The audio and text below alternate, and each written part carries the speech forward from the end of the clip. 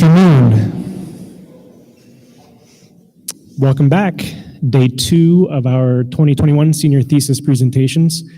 Things went so well yesterday that we decided to do this yet again today. So thank you all for coming back in person and online. I just wanted to take another moment to thank yesterday's speakers. You gave us a lot to think about.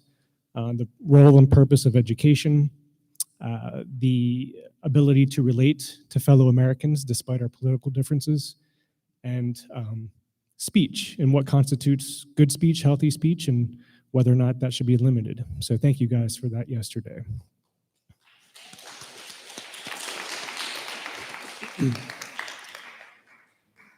I also want to take a moment to acknowledge our panelists here today that will be asking the questions. Mr. Hornbaker, Mrs. Layton, and Mr. Bailey. Let's give them a round of applause.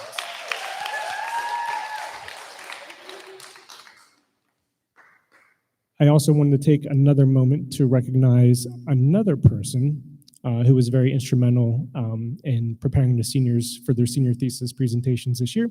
And that person is, of course, Miss Joanne Wilmore. Let's give her a round of applause, please.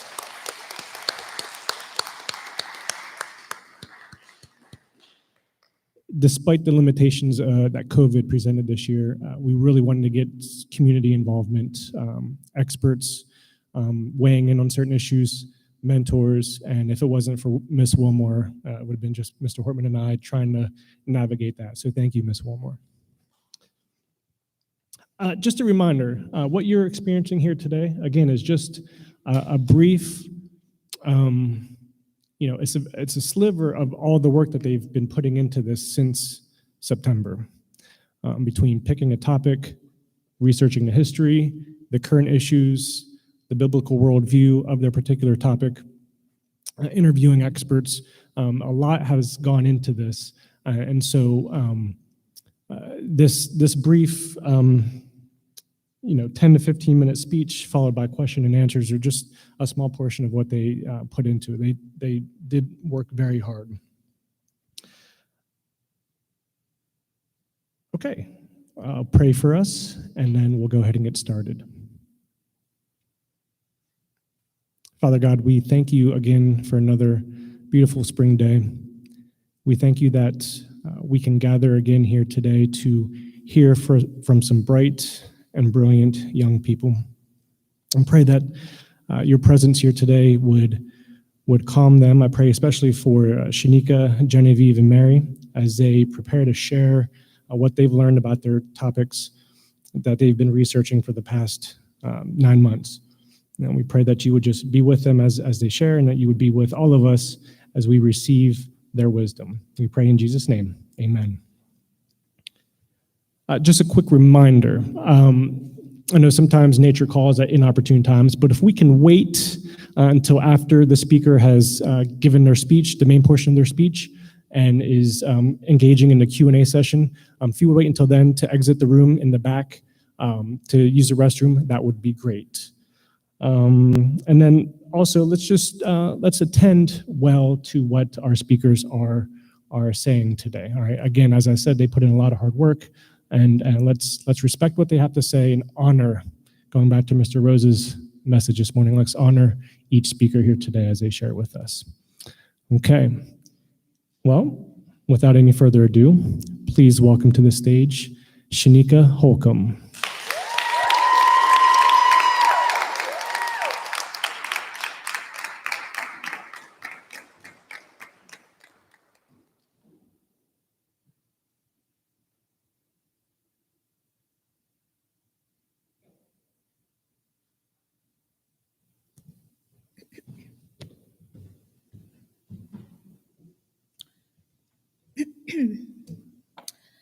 For almost a year now, I've been researching what effects commonly used chemicals can have on our minds and our bodies.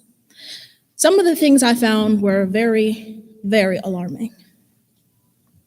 1 Corinthians chapter 6, verse 19 through 20. Jesus is talking to his apostles when he says, "Do you not know that your body is the temple of the Holy Spirit within you, whom you have from God?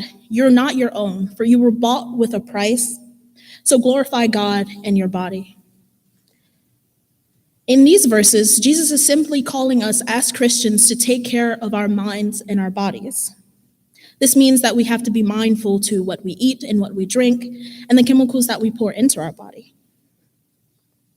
Now, there's a lot of history surrounding the use of chemicals all over the world, and a good example of this can be traced back to the ancient Mesopotamian civilization, where they used nitrite and nitrate salts to help cure their meats. And along the same lines, chemical use can be traced back to the 1920s in the United States, when it had become popularized in the industrial setting. This popularization was mainly due to companies trying to help boost product recipes to help meet high demand. Now, as I've said, for centuries, chemicals have been used to help make life simpler, and for a while, these chemicals have been seen as non-toxic, dependable, and safe for public consumption. However, in my research, I noticed a pattern. I discovered that when a scientist would create a chemical or synthesize a chemical, they would be created for the sole purpose of helping. However, more often than not, these chemicals ended up harming not only the environment, but people as well. So in order to mitigate this cycle, the federal government amended regulations for the FDA. In these documents for the FDA, it states any substance intentionally added to food is a food additive and is subject to pre-market approval by the FDA unless the use of this chemical substance is generally recognized as safe. Although we are exposed to chemicals deemed safe by the FDA, these additives still have adverse effects on us, causing increased risk of cancers, disruption of brain processes, and disruption in childhood development. Today, I will be talking about two very similar chemicals, and they're very popular, and we have contact with them every single day. These chemicals also hold carcinogenic properties. Now, in nature, there are thousands of naturally occurring ions, and of these ions, there are nitrates and nitrites. I know these chemical names sound the same, but they are two very different chemical compounds, though they do share similar atomic structures. Nitrates consist of one nitrogen atom and three oxygen atoms, where nitrites consist of one oxygen atom and two nitrogen atoms. In a document published by Dr. Inarson, he states that nitrates are relatively inert, which means they are unlikely to change and cause harm to the body. He then goes on to say that natural enzymes and chemicals in the body can convert nitrates into nitric oxide, which has benefits they can convert into nitric oxide, which is beneficial for the body. Some of these benefits include blood pressure control, or when exposed to high temperatures, nitrites can convert into nitrosamines, and it is the nitrosamines that hold the carcinogenic properties. Let's keep in mind that the main source of our nitrate and nitrite intake include vegetables and cereal products. But this is not to say that we should stop consuming carrots, broccolis, and whole grain products, because I'm sure we can all agree that these are crucial in a balanced diet. And because vegetables are not cooked at a high enough temperature and they contain more vitamin C as opposed to protein, they are less likely to form nitrosamines and harm our bodies. So now that we know a little bit more about these two chemicals, let's dig a little deeper into the risks. In June of 2006, 19 scientists from 8 different countries met at the Agency of Research on Cancer in Lyon, France, to assess the carcinogenic properties of nitrite intake. 2 of these studies reported a positive association for overall nitrite intake and cancer.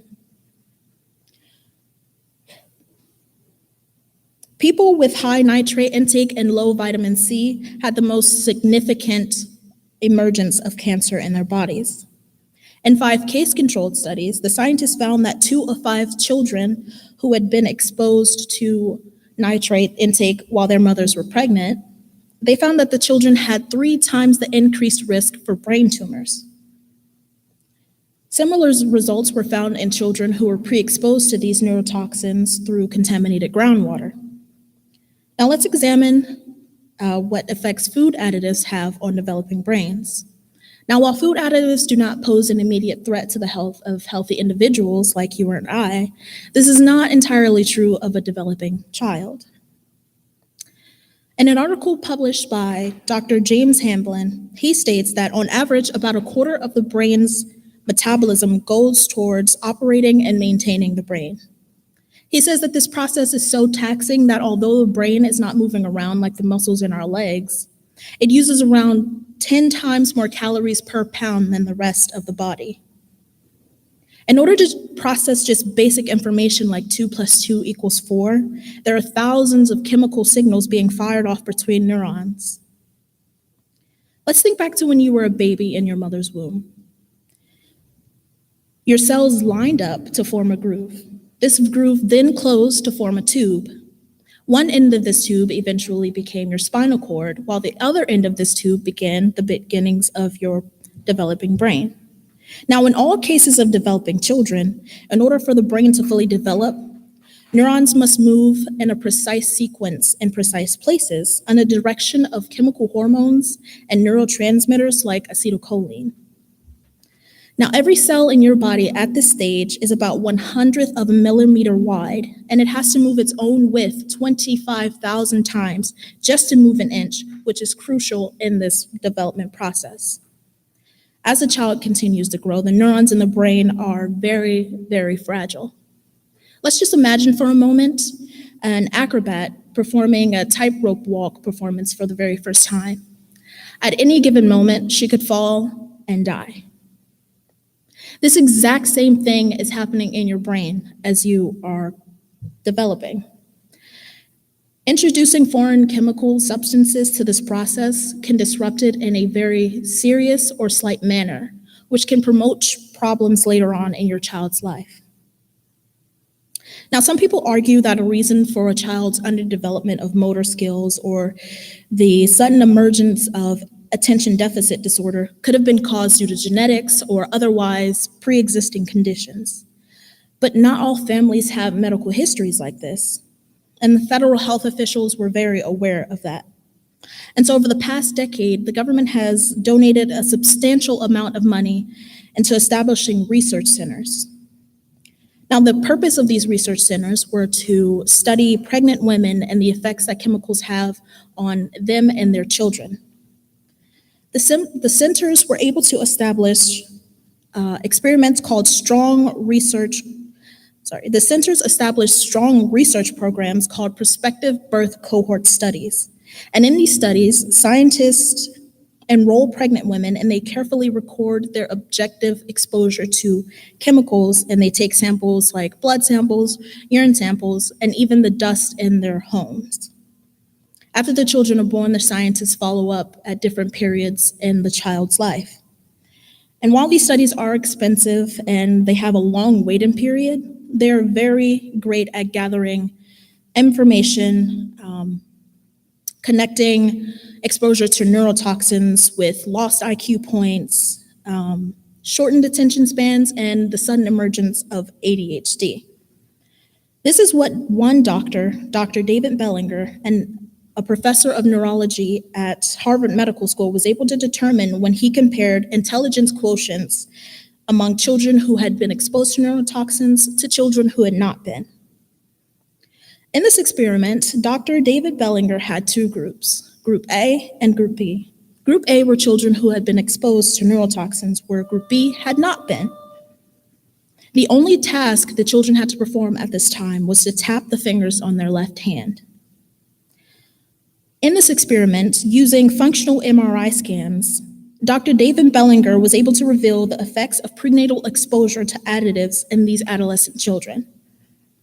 In the control group B, only the right side of the brain was activated, which is normal. And in the subjects who had been exposed to neurotoxins, which in this case was Group A, he was able to observe an abnormal activation pattern. With the collective collaboration of Dr. Bellinger's research center and many other research centers, it was possible to identify the detrimental impact that chemicals have on lost IQ points and brain development. Now, as impressive as all this research is, a larger question still remains. Why are we looking at these hazards now as opposed to before when they were introduced into the world? This is a question that many scientists still have. And the answer could be as simple as, well, maybe because they didn't know the effects that these chemicals could have had on the population then and generations later. Well, while we can't deny the helpful nature of chemicals, we also can't ignore their destructive essence. Over time, the realization of what can happen due to prolonged chemical exposure has become exceedingly evident through the advancement of medical technology. Therefore, that landed this issue at the forefront of health discussions. There will always be a new additive to add to the seemingly endless list of chemical compounds. And again, although chemicals were created to be helpful and make lives simple, simplicity never comes without a cost, as we have seen throughout my speech. I believe that these issues don't have to be the reality for future generations. I believe that with the continued effort of the community, companies, and other organizations, we can clear chemical additives from our food and our water and our lives altogether. And we will be able to return to a more natural state of life. Thank you.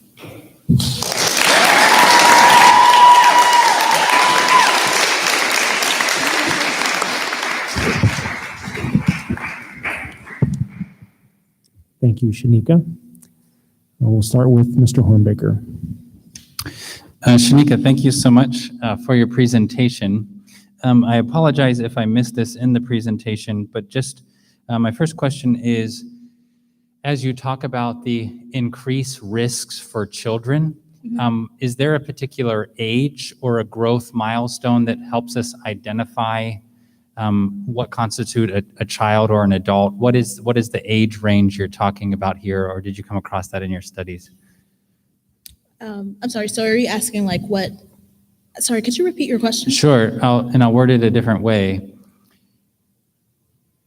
At what age are children most at risk? Is this individual 6 and under, 12 and under? So children are most at risk even like when they're in their mother's womb, like I mentioned, because they're still developing. And naturally, children develop under like the chemicals that are already in the body, which which God put there. In my research, I found that a lot of these studies were done on children from newborns to around 6 or 7, because this is when they're finished. This is when I noticed in my research, this is when children were done. They weren't completely developed, but they've developed most of their motor skills. They can add, they can read, they can write, they can walk at this point. And so scientists, they conducted the studies between the ages of 0 to 7 because it's easier to tell if a child has been affected due to chemicals at this age, whereas when they're older, it's harder to determine if it was because of exposure to chemicals or if it was due to like genetics and things like that. Thank you. And just as a short follow-up, considering that this impacts very young children, where could a new parent go to gain some of this information? So when a woman is pregnant, she can go to her pediatrician. New parents, they can go talk to a nutritionist or just their own doctor. They can also do independent research. There's a lot of research out there about this that you can easily find it. But if they want professional help, then nutritionists are available, pediatrics, they're available to kind of talk to parents about what may and may not affect their children and what to keep away from. Thank you very much. Thank you, Shanika. In your research, did you find that these foods with these particular additives were found more in perhaps communities of disparity? And if so, what has been done or what can be done to ensure kind of equal distribution of healthy foods? So I was actually thinking, I was actually thinking about that. So I think these chemicals can be found everywhere, but more in impoverished communities because they don't have access to fresh produce. However, coming from a low-income family, we didn't have access to fresh produce, so of course it was constantly processed foods. However, more recently there have been like community organizations where you can go and you can get fresh produce for free, and it's just a matter of signing up, and it's just a matter of talking to your community members to see where you can go to access fresh fruits and vegetables. Thank you. Shanika, I wonder if you could, if your research, if I wanted to avoid foods with these additives, what specific categories or brands should I steer clear of? What types of foods? And if I wanted to instead, sort of like if you could give us sort of a not this but that kind of listing or just some explanation of that. Sure. So if I'm understanding your question correctly, I know a lot of, so I know I touched on processed meats in my speech.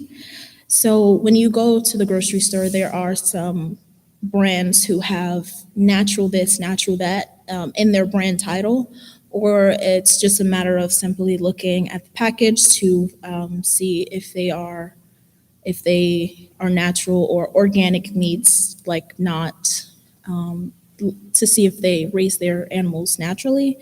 It's also a matter, again, of independent research to see what companies do what. Or you can just look at the nutrition label in the store. It's a little bit of a tedious process, but it'll have long-lasting effects. Like 40 years down the line, you may not get cancer, and you know why. Sure. And if I could just a quick follow-up, would something like nitrates or nitrites show up in an ingredients list, or is that, would I need to, because I have seen packaging that says nitrate free. Can I just read a label and see it, or do I have to hope that the company is sharing that?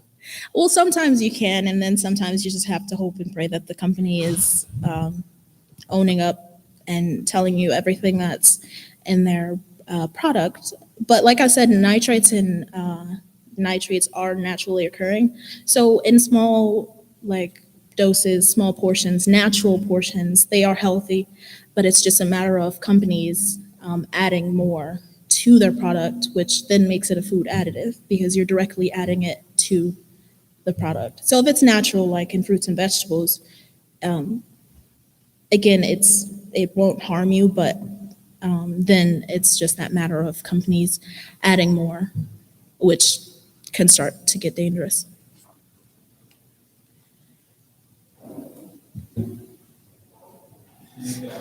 Shanika, you had a really wonderful line. I think I captured it accurately. Simplicity never comes without a cost.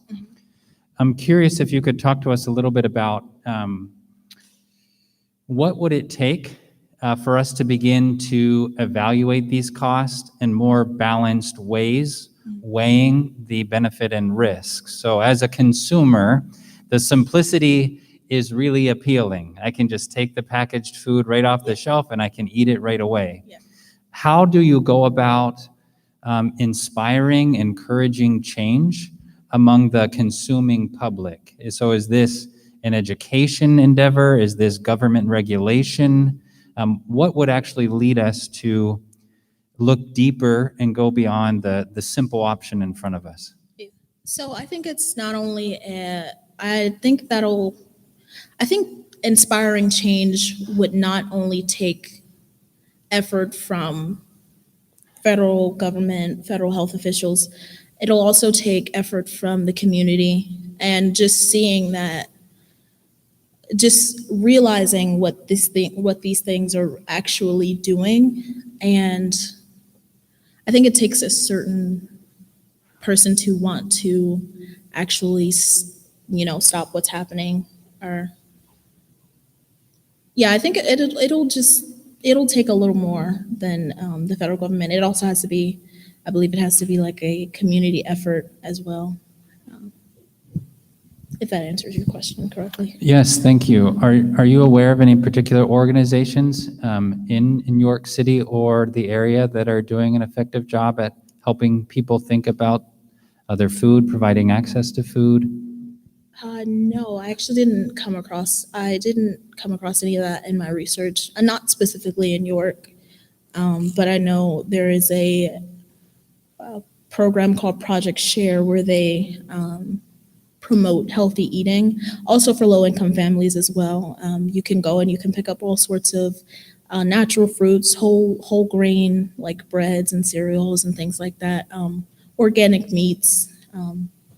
Yeah, so I know that particular organization does promote healthy eating and a healthier lifestyle for all people. Thank you very much.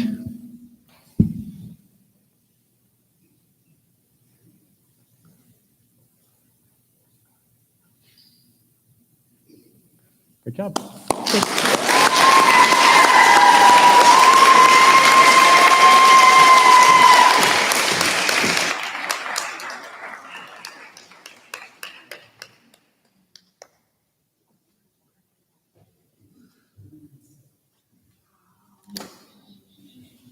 Please give it up again for Shanika.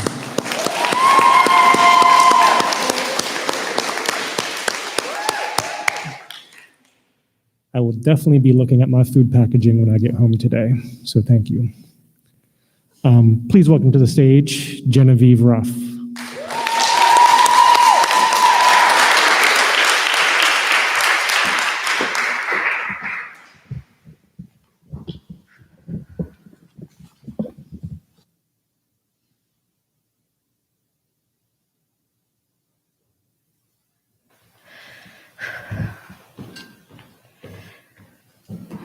When I was 10 years old, I was playing outside in our pool with my sister, and one of my neighbors was having their lawns treated with pesticides. Later, my mother noticed I developed a rash and realized that it was because of my exposure to those pesticides. I was then diagnosed with what my doctor called reactive airway disease.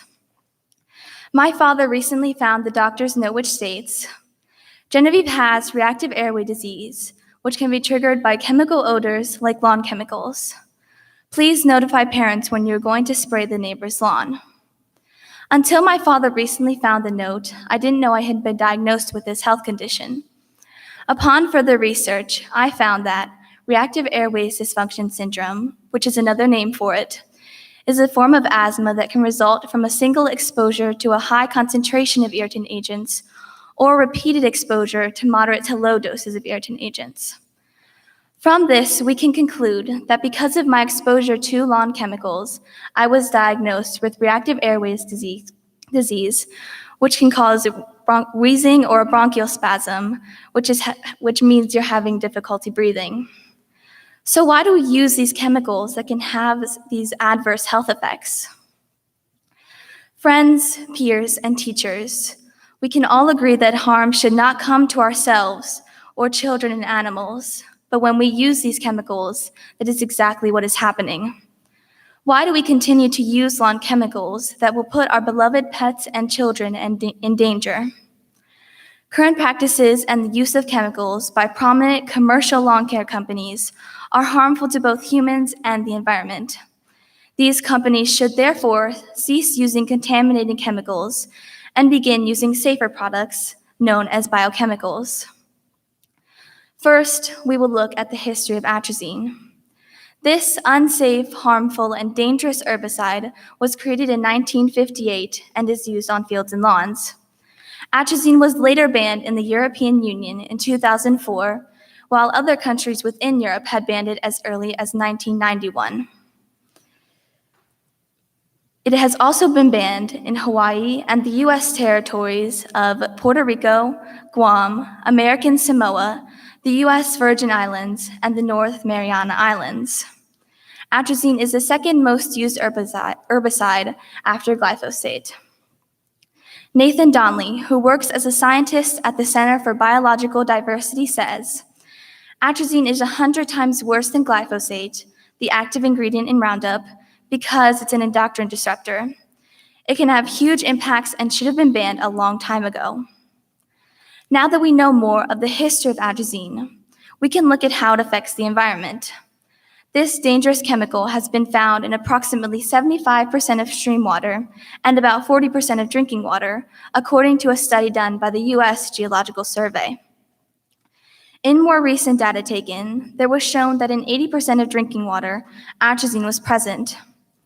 These samples were taken from 153 public water systems. In another study done by the United States Department of Agriculture found that in about 88% of water samples tested in 2012, there was atrazine residue present.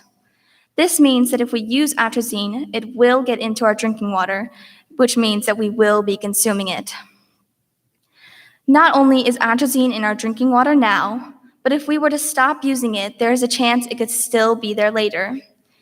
Even though France stopped using atrazine 15 years ago, it is still being detected there.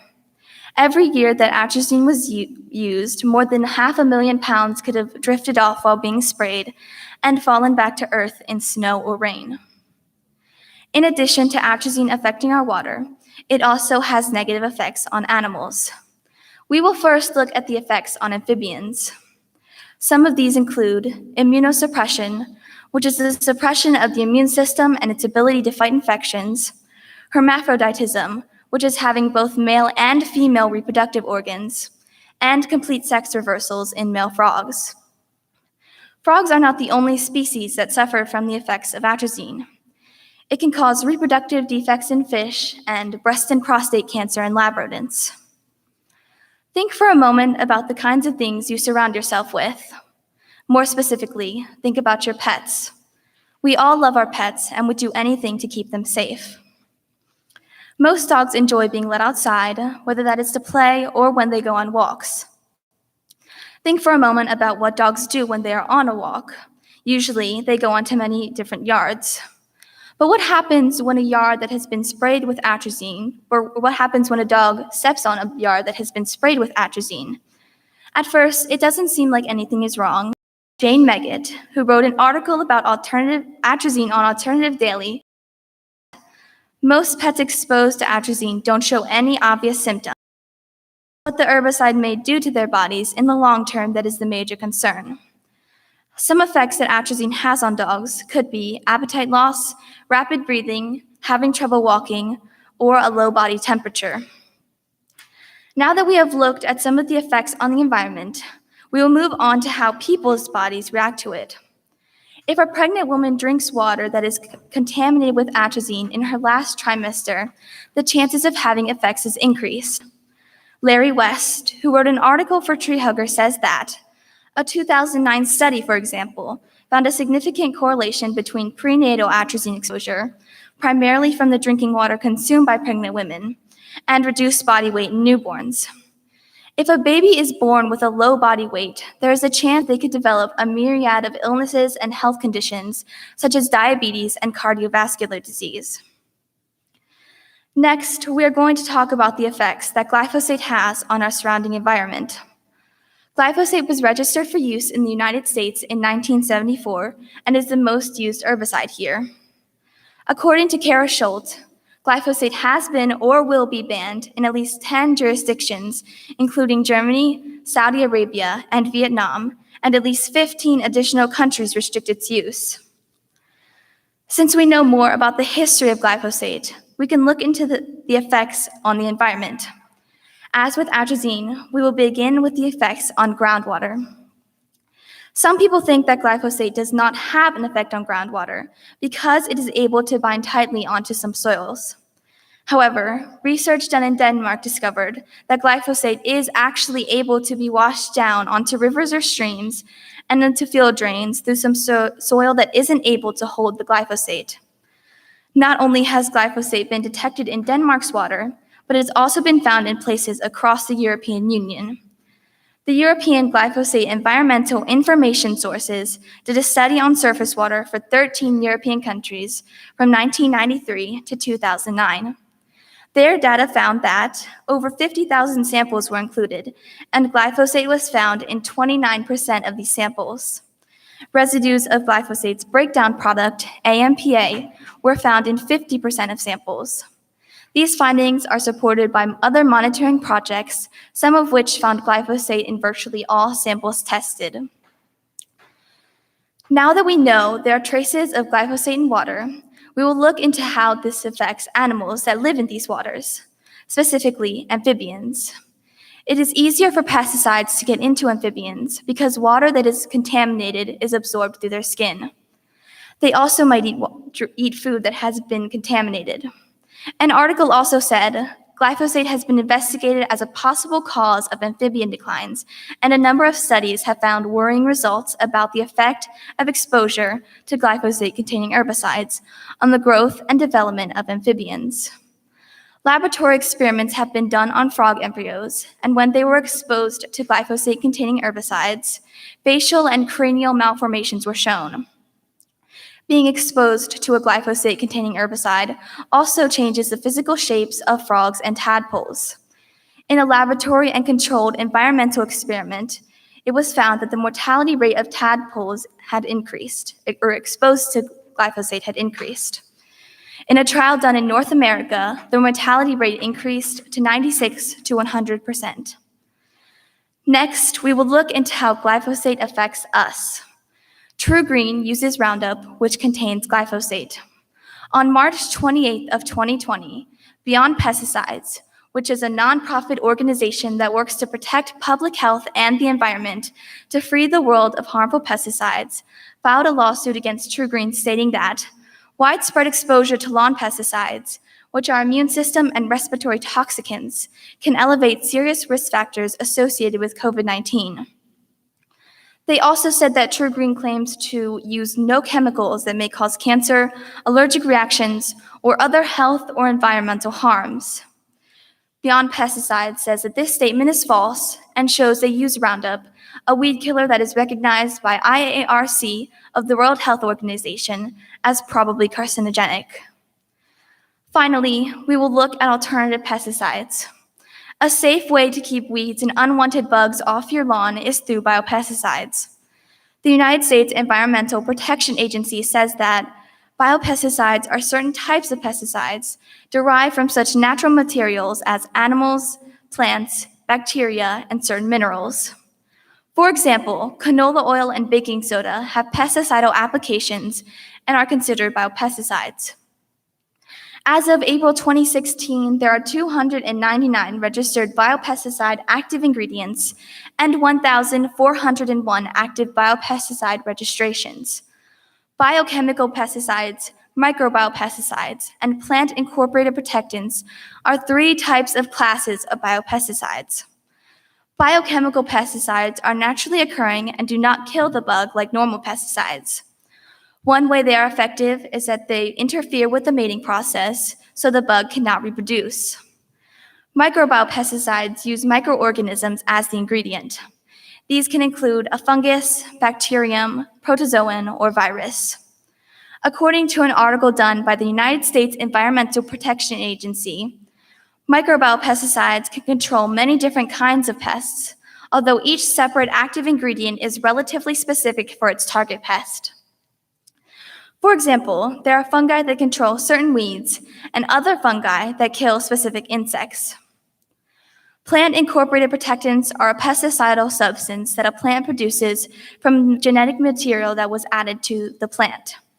The United States Environmental Protection Agency explains this as, for example, scientists can take the gene for the Bt pesticidal protein and introduce the gene into the plant's own genetic material. Then the plant, instead of the Bt bacterium, manufactures the substance that destroys the pest.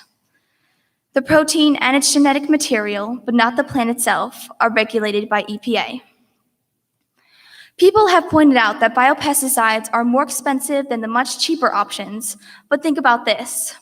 TruGreen is lying to their customers in saying that their products are safe. If they want to preserve their integrity and actually make their products safe for humans and animals, they will be willing to pay more for the safer option. Not only should they be willing to pay more, their customers should be as well. After all, my personal story proved that the pesticides used on lawns don't just negatively affect the customers who buy the products, they affect everyone around them. In conclusion, we have looked at 3 main reasons why we should not use pesticides on our lawns. First, because of the effects it has on the environment. This includes atrazine, which affects groundwater and animals, and glyphosate, which also includes groundwater and amphibians. Second, because of the effects on humans. With atrazine, it can affect unborn babies, and with glyphosate, there are many different side effects that harm the body. Finally, we looked at biopesticides classified under biochemical pesticides, microbiopesticides, and plant-incorporated protectants, all safer ways to keep our lawns looking nice, if that is your desire. We have 2 choices. We can either get rid of these harmful pesticides or live with the results of them. Genesis 1:28 says, "And God blessed them, and God said to them, 'Be fruitful and multiply, and fill the earth and subdue it, and rule over the fish of the seas and over the birds of the heavens, and over every living thing that moves on the earth.'" In this verse, God is telling us that we need to take care of the earth and ourselves and not let any harm come to it.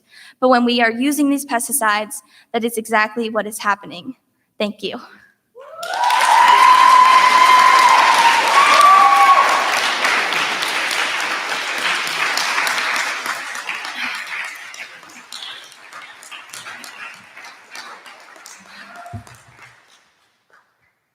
Mr. Hornbaker? Genevieve, thank you. As I listened to your presentation, it sounded like these particular pesticides were introduced into European and US markets between the 1950s and 1970s. I'm curious in your research if you identified any trends. What was happening at this time that people were interested, that a market developed for this type of product? I assume there's some benefit. Why did this become something that was paid for and used as a service? Right, so it actually goes back to even before, so I'll go back into when lawns were first introduced, which was way that far away from this time. When rich people had just extra lawns, or extra land, instead of using it for farms, they just used it for just grassy areas. So now we just took that idea and kind of use it as a way to show off that we had, or they had these extra lawns, or extra lawn space. I think, in my personal opinion, the reason people use pesticides is because they want to show that they can make their lawn look really nice. And some people think that it doesn't look nice when there are certain weeds in their grass. So I think that's the main reason. Yeah, thank you very much. I have a really distinct memory of when I lived in Chicago, I had 2 neighbors, and it was very clear they were in competition over whose lawn looked better. And my one neighbor would actually get down on his knees and crawl over his yard to try to pull out weeds. And my other neighbor would stand there with his hose, kind of watering the lawn. I'm curious if you can talk about other resources that are used to maintain what's maybe quote unquote a nice looking lawn or a good lawn. Are there other effects just in addition to pesticides to having a large lawn? Does this create other challenges such as the need to water it? Right. Sorry, could you just repeat it again? As we think about our practice of having a lawn, an area where we can just have green space, I'm curious, in addition to the need maybe to use pesticides, is this a good use of our resources? I'm guessing you have to spend money to water the lawn, hire people to care for the lawn. I'm just curious if there are other ways we can use that space in our yards or around our homes. Right. I think one of the main things that I see a lawn as beneficial is to have it for your children or something, or your pets, so they have an area to play. But I have heard in an interview I did with Wilson Alvarez, he said that some people have started some people should just start putting their lawns back into more of a natural state and using just wildflowers or something like that to put it more back to the way it used to be before we had lawns. Thank you. Thank you, Genevieve. Just wondering if you found where any manufacturers or vendors or even stores who sell these products have ever had to pay any consequences for maybe a child being sick or a pet being injured, or if there are any civil lawsuits or anything like that. Yeah. Besides the one that I mentioned, I haven't really seen that many results of lawsuits. But in regards to stores, I don't think that they have suffered any consequences for carrying it, because in stores you can definitely see like a whole shelf filled with all kinds of weed killers. And of course, I don't know the different effects of all of them. Just the main one that people use is Roundup. And even though it has been proven that there are different side effects, stores still carry it. So. You mentioned cost being a counter argument, a reason why people use it. Did you come across any other arguments that people have or companies have for why these chemicals are necessary? Sorry. Aside from cost, aside from the fact that it's cheaper, were there any other counter arguments to banning these substances? I think, or I don't know if this will answer your question, but in my research, I found that another reason why we shouldn't use the biopesticides is because they just take longer to actually work or be effective. But with other pesticides, they work much quicker. Thank you. And then also, how would you respond to someone whose interpretation of the scripture that you referenced would lead them to say, well, you said that God commanded us to subdue the earth, and so I'm choosing to subdue the earth with Roundup?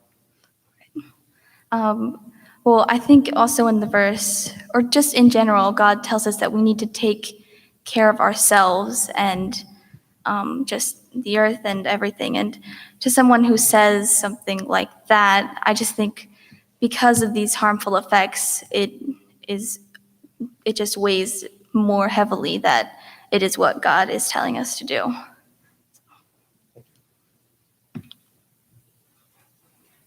If this is a question similar to some of the dynamics that Yamil brought out yesterday in his presentation. As you think about two neighbors, how would you respond to someone who says, well, this is my property and I have a right to treat it however I would like to, and I want my lawn to look this way, and pesticides are my best and cheapest option, and I have the right to do that? Right. I don't think there's anything that we can necessarily do unless these pesticides are banned. But in my own opinion, well, I guess it wouldn't help, but in my opinion, I don't even see a reason why we need to make our lawns look so nice. But if that is what they decide to do, I think the only thing that would stop them is the chemicals actually being banned and not being able to be used anymore. So. I have one more question. In your study about amphibians, and I do know, like, depending on which region you're in, perhaps like on the West Coast, they probably take more care because they're on the coast.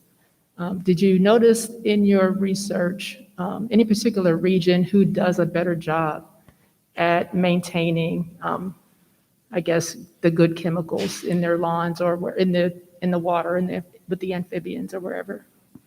Right. I actually don't recall coming across any specific areas that that do a very good job.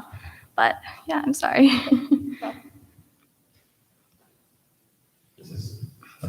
Question, and might have the same answer. In your research, you mentioned several island territories of the U.S. that have banned the use of these chemicals. It seems like maybe it needs to be banned nationally, but do you know of either states or local governments or local cities or townships that have banned it just within their jurisdictions? Yeah, I'm not actually sure about that either. Yeah, I only know that. Yeah, I'm sorry, I don't know.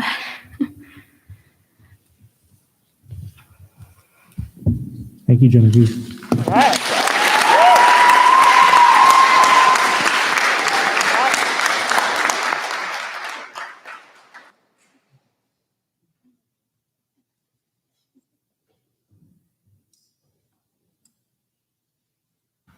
right, we're actually running ahead of schedule. Well, first, let's give Genevieve another round of applause.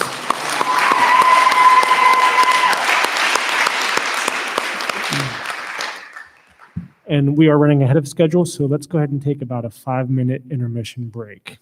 Thank you.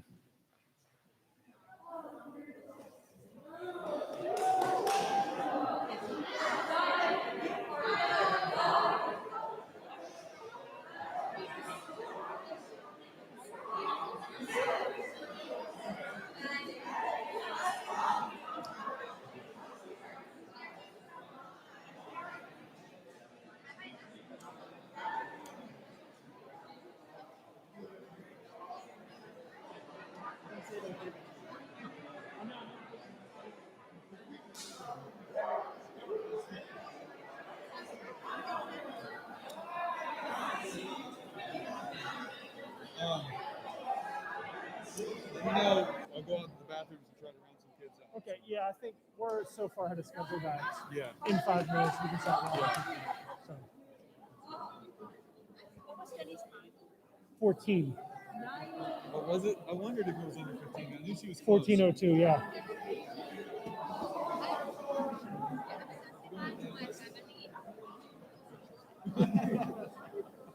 I've had a lot of visuals. Yeah. I don't know who it is I'm trying to Well, when the questioning session is the most critique part of senior thesis, Yeah. it's like there is a lot of pressure.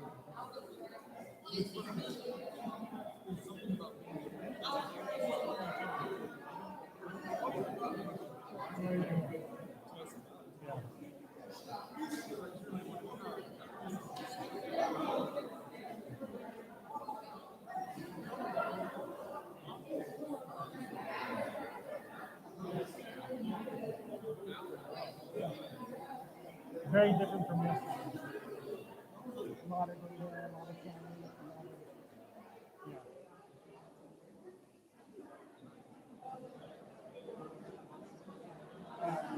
yeah, certainly. I think both of their options came through.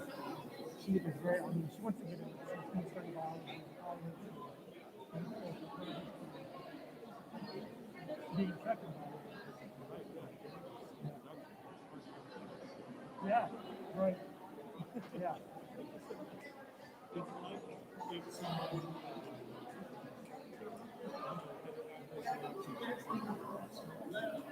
And then I'm like, okay, Okay. Well, it's so funny. Like it's the reason why tobacco was able to persist in is the like the lobbyists could just say tobacco.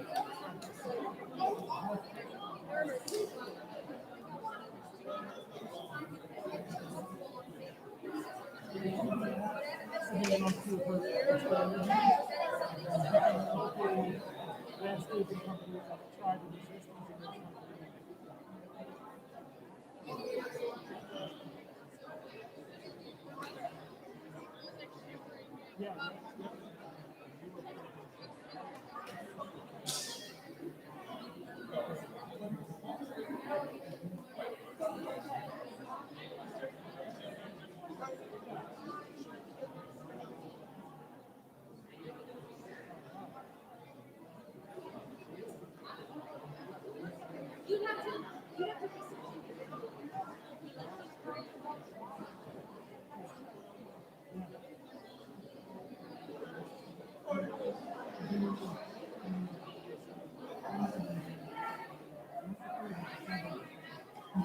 You want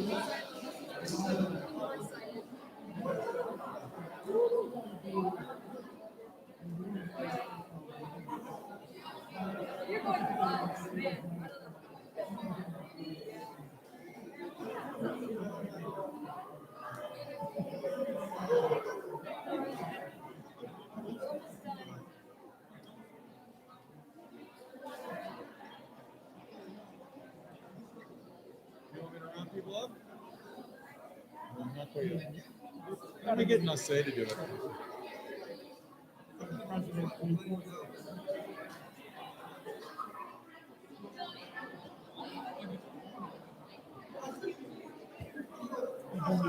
Unless, do you have an extra pen, Mr. Hartman?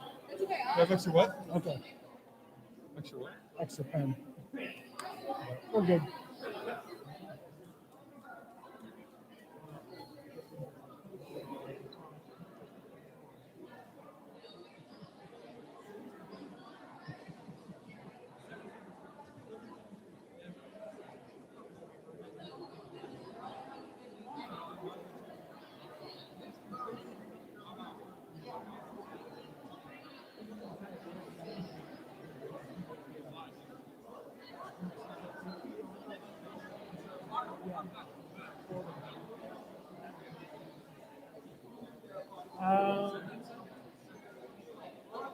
She may not, because some of them didn't require it.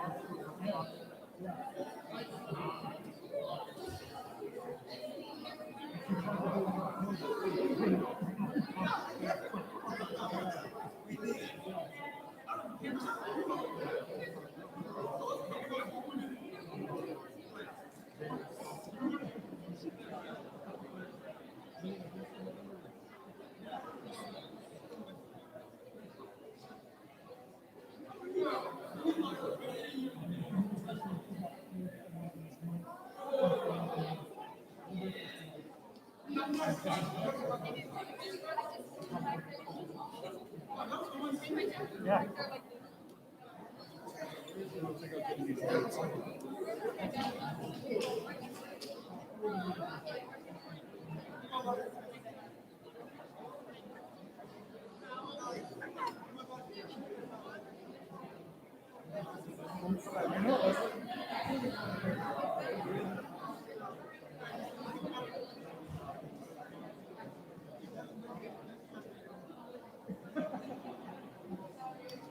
Glad you guys are gone.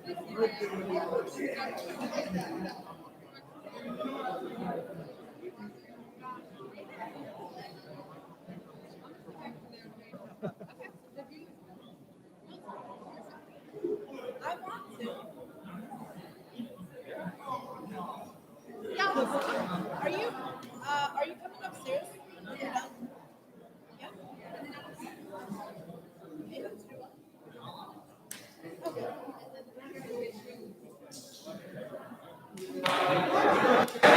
Let's go ahead and please find our way back to our seats. We'll begin in about a minute.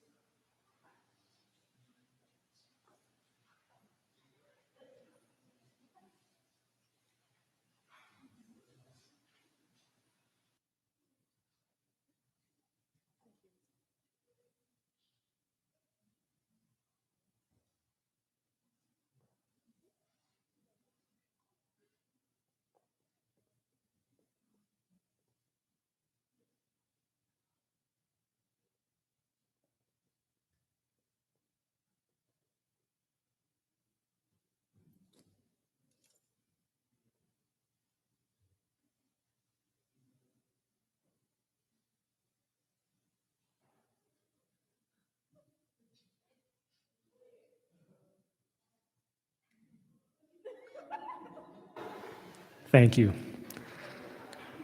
It's been a long school year. Please welcome to the stage Mary Burnaby Cruz.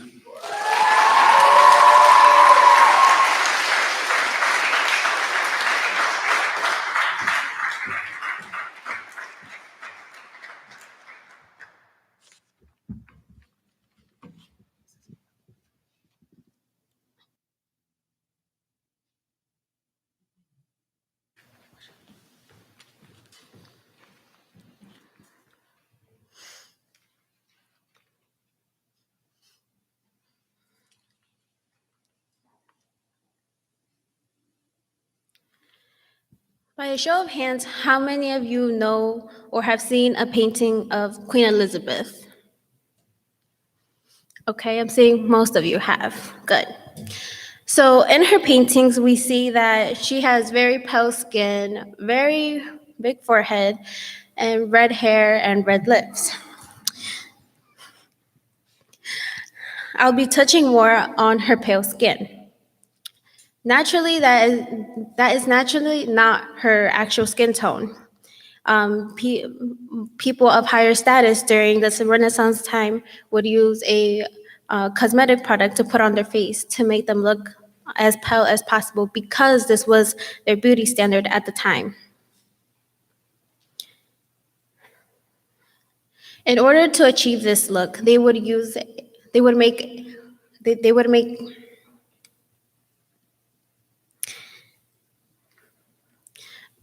They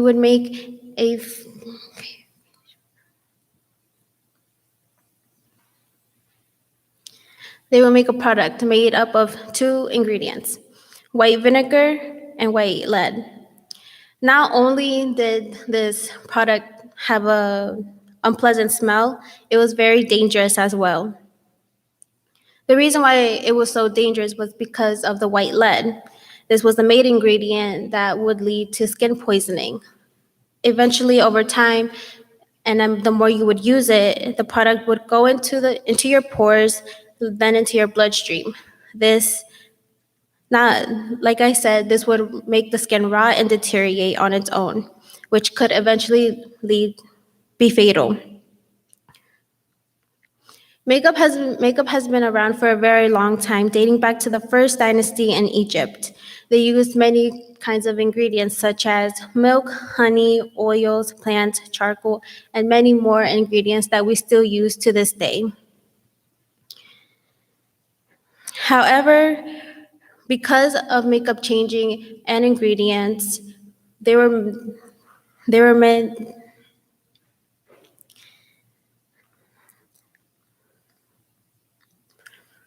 There were many dangerous products, such as the white lead that people in the Renaissance time would use. However, this all changed in the 1950s when scientists decided to start testing cosmetic products on animals. The reason why they did this was because they realized how similar their skin was to us, so they thought. During this time, people were okay with animal testing because everyone was concerned about their own safety. So of course, everyone was on board with this idea. Everyone agrees people should be kept safe from harmful chemicals. But have you ever thought about the actual process of animal testing and how far should it be taken? The truth behind animal testing is unbelievable and horrifying, which is why animal testing should be banned and instead use other testing alternatives that do not involve using live animals. Many companies nowadays claim themselves as a cruelty-free company. However, this is not always the case. There are many companies that false advertise themselves as being cruelty-free. How do they do this? What they do is they buy ingredients from other countries, such as China, where all of their products have to be tested on animals beforehand. Companies buy the product, bring them into the US, and then put the product together and brand themselves as a cruelty-free company. Not only is this wrong, but this can be very misleading to many people who are vegan or overall against the idea of animal testing. People also are still having many allergic reactions. So, something that I personally went through when I bought when I bought a foundation from a supposed cruelty-free company. My face started to have a burning sensation, and I was very confused on why this was happening. I was very confused on why this was happening when it was not supposed to. Like I said, during the 1950s, they thought that animal skin was very similar to us. However, we know now that it actually isn't. Animals have way more sensitive skin than us and can tolerate only certain ingredients that we either can or can't. Animal testing is also a very inhumane way of treating animals. A story from the Humane Society touches on this.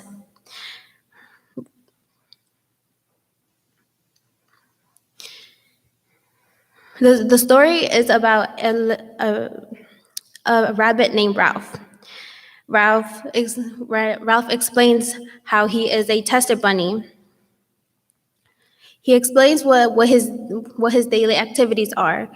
First, he wakes up from in his metal cage, very small metal cage, and then he is picked to have ingredients tested on him. The way they do this is by holding him down with a device. They then get any chemical that they have at the time to test on and either pour it directly onto his eyes or lather it onto his skin. They then wait 2 weeks to see how the animal reacts to the chemical or the product. A lot of the time, Ralph has eye crusting, skin irritation, burning, and many more other side effects that are very painful. Currently, there are more than 50 alternatives to animal testing, such as Epitherm and Skin Ethic. These are all brands of animal testing alternatives that are artificial skin that act like real skin.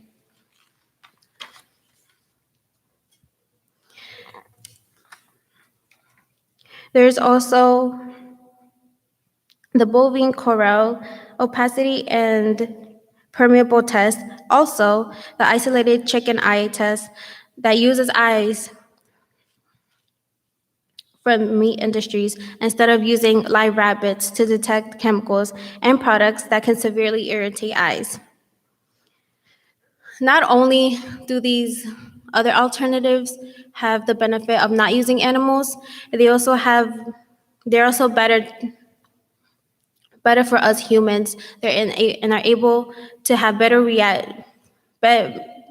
they also have better reactions that us humans could get if we put the ingredient or product onto our skin. These alternatives are also a lot cheaper, even though people may think that they are not. But only imagine having to have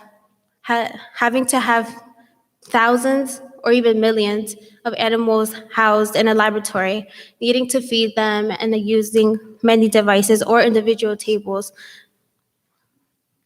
in the laboratories.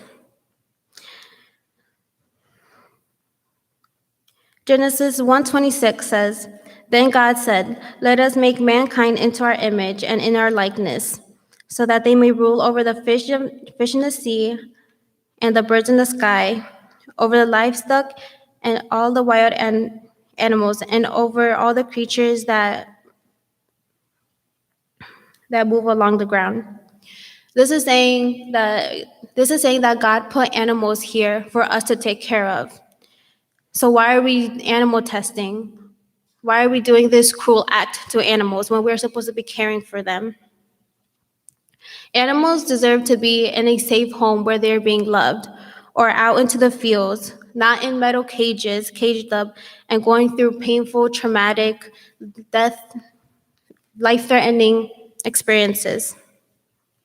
So what are some ways that we can fight against animal testing?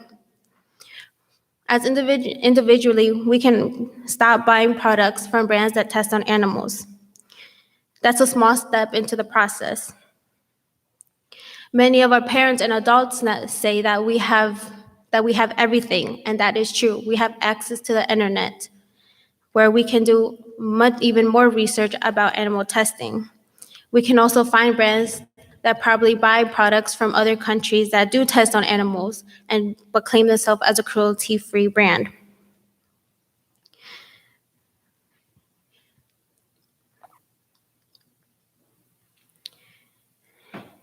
Animals deserve to be happy too.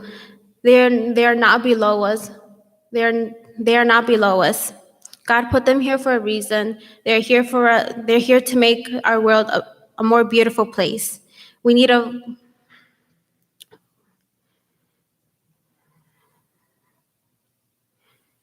to care for our animals, not abuse them. Thank you.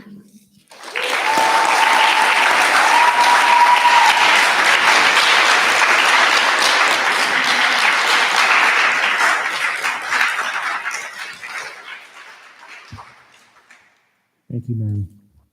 Mr. Hornbaker? Mary, thank you so much. I've noticed in recent years, I believe some laws have changed regarding nutritional facts on food, that the law has required ingredients and information to be listed on food. Are there any laws in place in regards to makeup that require manufacturers to identify if their products were tested on animals? Currently, there are no laws on that. That's why many companies are able, like I said, are able to buy their sources from other countries.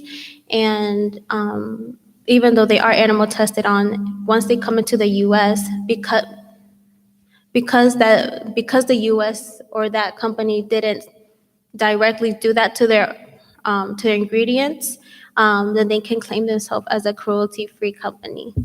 So to answer your question, no, there are currently no laws for that as of now.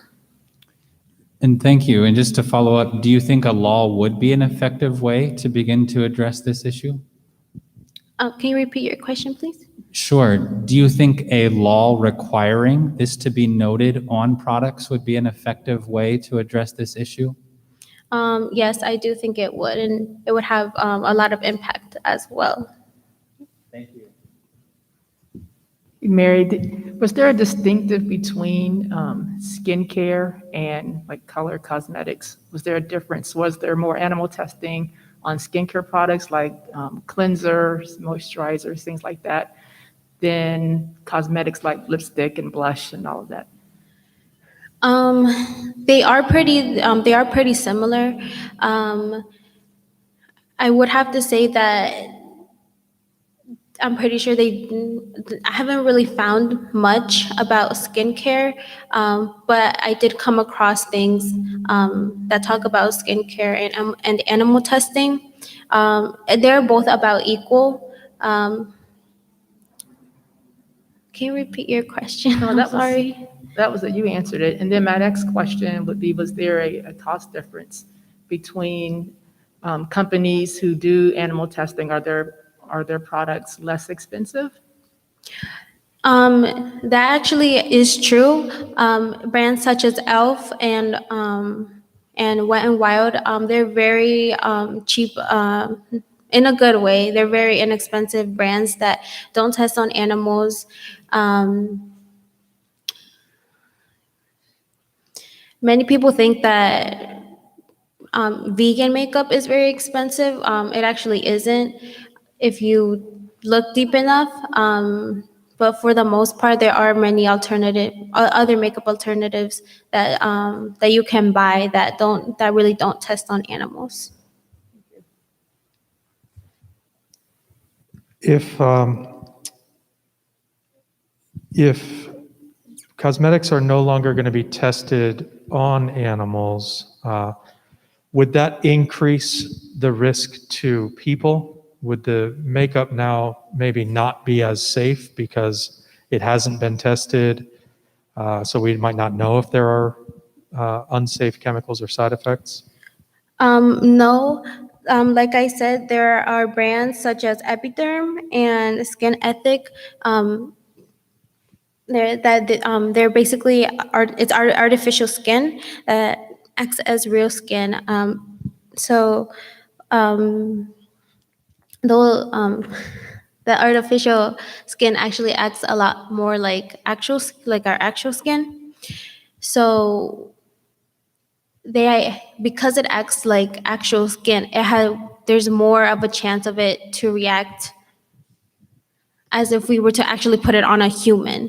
So if a product was to put on an animal, even they might react bad to it, but we might not react to it because, I'm sorry if I'm not making sense, but animal skin is very different from human skin. So whatever we react good to, they might react bad to, and whatever they react bad to, or whatever they don't whatever they do react good to, we might have a bad reaction. So to answer your question even more clear, there would actually be it would be better for us to use the artificial skin rather than an animal's skin. Mary, you and the other presenters today are doing a great job in inviting us to think about our relationship with the environment and other, living creatures that we share our world with. I want to ask you specifically about our relationship with animals. I understand one aspect of animal testing being about taking a risk and placing it upon the animal instead of placing the risk upon the human by testing on the animal. In your opinion, Mary, are there any situations where it is appropriate for an animal to take a risk, for humans to put animals in places where they must, take a risk? So, for example, sending an animal into space, a rescue dog that might be sent into a dangerous environment, or maybe even in some places, animals being used for transportation. Are there ways in which we can use animals in which they share greater risk in a situation than humans? Yes, I do think that animals should be used as you said, rescue dogs, transportation, people who are blind and need a guide dog. Yes, I do believe that animals do have a benefit. Of course, a lot of them are smarter than us and have very, very different abilities than us, in many advanced ways. However, with animal testing, I don't think that it is necessary for them to be put through a painful process that doesn't even give us clear answers to whether or not a product will be safe for us. Thank you. Mary, you mentioned that there are companies that are able to claim to be cruelty-free by purchasing their ingredients from other countries that have already tested those ingredients on animals. Is there a way, well, it's kind of two questions. Did you find any particular brands that do that, that you can just kind of throw out there so we know to avoid them ourselves? And is there a way for a consumer to know which brands are actually cruelty-free? A brand that I came across a lot of them are like very well-known brands. To think of it, I do know. I'm pretty sure it was Bobby Brown that was one of them, or I think. I can't remember at the moment, but I don't think it was that one. But there are a couple. There were a couple brands that I came across of that did claim to be cruelty-free and ended up having their products tested on animals in other countries. What was your second question? How can we find that out as consumers? How can I know which ones are actually cruelty-free? Like I said, you can always do your research and look at the products, look at the ingredient products that that they have. There's always like a main source that every company gets their ingredients from. So there's also they do obligate them to put on their website or wherever they put their information to add that in onto there. So it's just a simple Google Google search that you can do to find where they get their sources from. One more question. Mr. Hornbaker had used the example of comparing lawns on Genevieve's presentation. What would you say to a woman who uses cosmetics to define her beauty? Can you repeat your question? What would you say to us women who use cosmetics as a definition of beauty to help enhance their beauty? What would I say to a woman who uses makeup to define her beauty? Yes.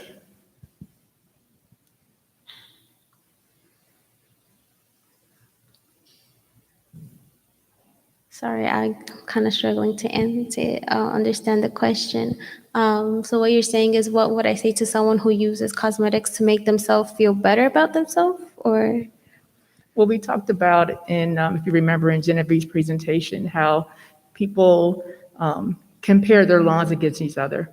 So who has the best lawn? And Mr. Hornberger talked about a neighbor who would get on the ground and cut his grass to make his grass look better than the next person. And in some respect, we do that as women when we use makeup to make ourselves or enhance our beauty. And so what could you say to a woman who uses makeup because they don't feel like they're beautiful without it? To a woman who uses makeup because she doesn't feel pretty without it, I would say that she should first learn to see her imperfections in a good way, because that's always how you should always have. That's how you should always think about yourself, whether or not you have makeup on.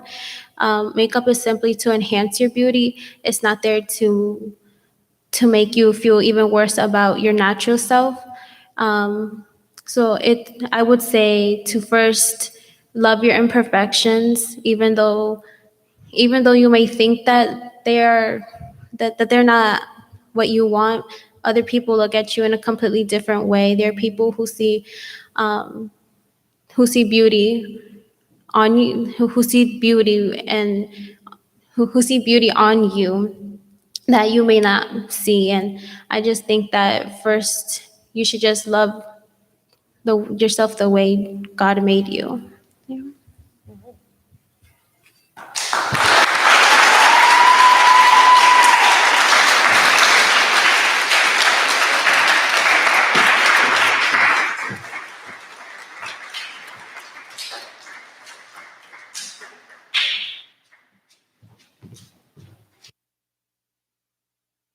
Let's give it up again for Mary, Genevieve, and Shanika.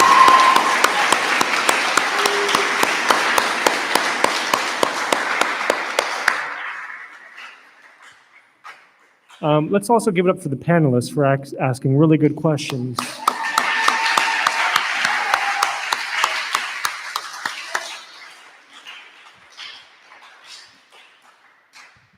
And day 2 went so well, I think we're going to have a day 3. Yes, day 3.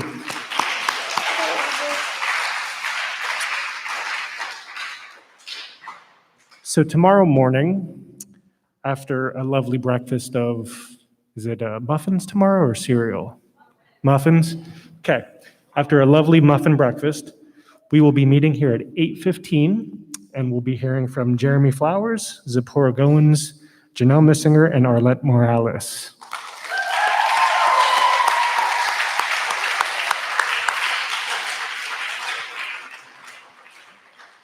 So again, that'll be tomorrow morning at 8:15. And if you're, thank you for streaming, thank you for attending. And if you plan on attending or streaming tomorrow, please be here before 8:15. So thank you. Students, you may return to your homerooms.